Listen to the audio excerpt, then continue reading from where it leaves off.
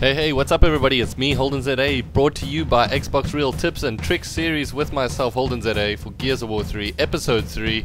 Let's not jinx it, touch some wood. Let's get a good episode going here as we be covering the Gnasher shotgun. So please click on either movement or the sniper tutorials depending on what you want to see. I highly recommend you go over to the movement button just because we're going to be doing a lot of movement in the shotgun tutorial today. Alright, so straight away, first thing I want to get into is the 3 shotgun shots. And the number 1 shot is the LT aim, also known as left trigger aim. Number 2, blind fire, and number 3 is pop shots. So left trigger aim, it's pretty simple. You hold down your left trigger, aim at the target, put the right trigger in, and you're basically going to be shooting. A great advantage with the left trigger aim is one of the most accurate shots, but the problem is it doesn't allow for a lot of movement. So your character is restricted while you are holding in the left trigger. Alright, so next thing we're going to go over to is the blind fire aim. Now blind fire is great for movement. It allows you to move wherever you want to move pretty much. But it is the least accurate, meaning that your shotgun pellets are most likely to spray all over the place. Alright, now and we've got a little solution to that, and that is called the pop shot. Now the pop shot is tapping on your left trigger and then shooting with your right trigger. A lot of Call of Duty fans might know this as quick scoping, but it's basically doing the same principle with a shotgun. This allows you to get best of both worlds, the LT shotgun and getting the movement of the blind fire. So let's go over the advantage and disadvantage of LT aim. LT aim is the most accurate, but your movement is very restricted.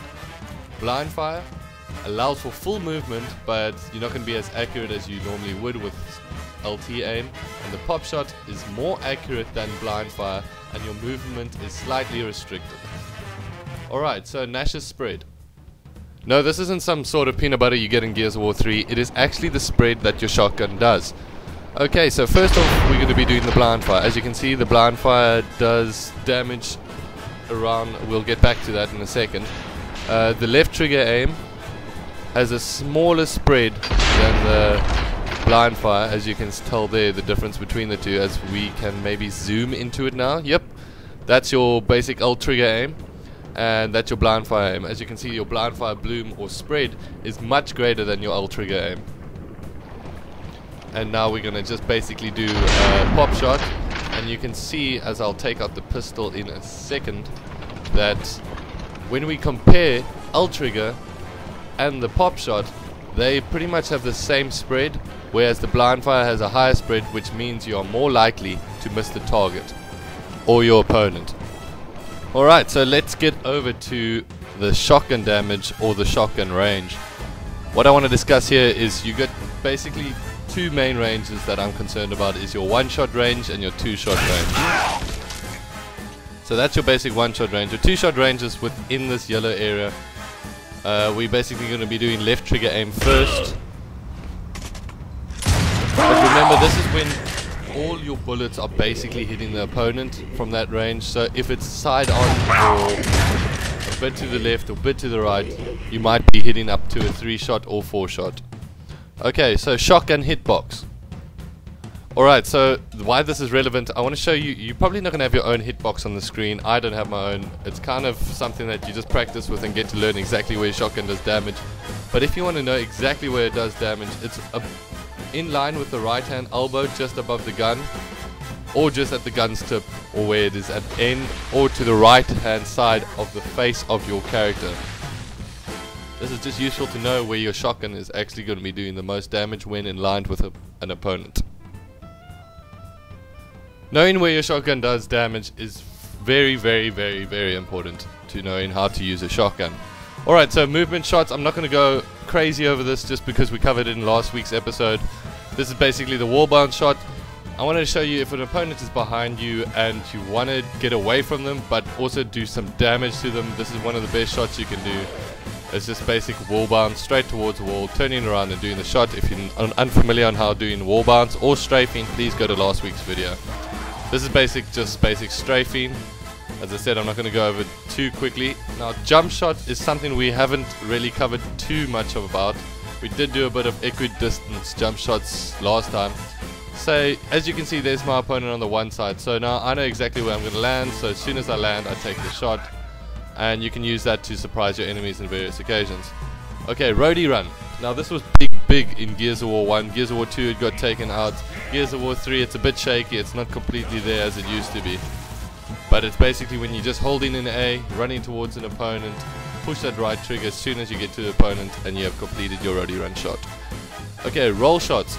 So now this is when an opponent is rolling towards you. The best thing I can suggest for you to do is when he rolls, go towards the roll and then shoot him as he's about to come out the roll. Just because an opponent is vulnerable during that roll, and while they're moving they make a difficult target, but as soon as they stop or come out of the roll they become an easy target. So move towards them, take the shot, take advantage of the fact that they were stupid enough to try roll in front of you while you were using a shotgun. Alright, remember right hand advantage from earlier episodes? We're going to combine that now with the pop shot. Now the great thing about the pop shot and the right hand advantage, it allows you to get shots on your opponent while using the cover as soon as you move out of your pop shot to get back into cover, and then as soon as you come out of cover to use the pop shot. So now what you're going to do is basically strafe in between the two, in between cover, but whenever you come in out of cover you take in the shot, as we can see in slow-mo here. Take the shot as soon as you come out of cover, and that's going to put you up in a good advantage against your opponent. So shotgun situations, you get so many different situations in the shotgun. Shotgun versus Lancer, shotgun versus Hammer Burst, shotgun versus Retro Lancer, shotgun versus Sawnel. And all of these different situations require you, the player, to make decisions and make them quickly. As you'll see in this video, I start taking damage from my opponent, the one I just took out now. And I'm going to show you now in slow-mo exactly what I decided to do and why it was successful. Yes, there was risk involved, but I decided to negate the risk and go for the opponent. Okay, as you can see, I'm very damaged. So what I want to do is I want to get close to my opponent as possible and try get them with a one shot. Unfortunately, I didn't get them with the one shot, but I got him with the second shot. And that allowed me to take advantage of the battlefield. Now this all leads to decision making. Now decision making, as with life and in everything, you learn from your mistakes and you make better decisions based on those mistakes in the future. So all I can suggest is get into your public lobbies, your ranked lobbies, do what you need to do. Try your shotgun, try get into shotgun battles if you need to, one-on-one shotgun battles. And just keep practicing those different situations and try see where you can take advantage.